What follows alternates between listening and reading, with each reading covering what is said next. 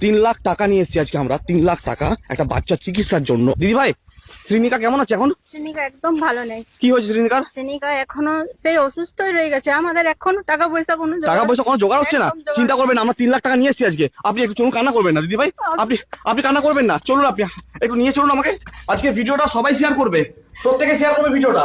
আপনি আপনি একবার শ্রীনিকা থেকে দেখান, 4 মাস বয়স বাচ্চাটার। শ্রীনিকার বয়স মাত্র 4 মাস। দেখুন, কই শ্রীনিকা, কই শ্রীনিকা? শ্রীনিকা কেমন আছো?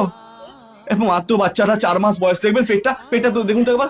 এই দেখুন, পেটটা কেটে একবার অপারেশন হয়েছে, কিন্তু এখন এর লিভার চেঞ্জ করতে হবে। আর এই লিভার চেঞ্জ করতে কত কত খরচা পড়েছে দাদা? 25 লক্ষ টাকা, 20 থেকে 25 লক্ষ টাকা। 20 থেকে 25 লক্ষ টাকা। টাকা পয়সা কিছু জোগাড় করতে পেরেছেন? জোগাড় করতে পারেনি? ও দিদি ভাই, টাকা পয়সা জোগাড় করতে পারেনি? পয়সা জোগাড় হচ্ছে না।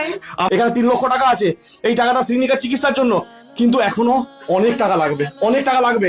এখন অনেক ভালো মানুষ আছে জানেন তো আপনারা।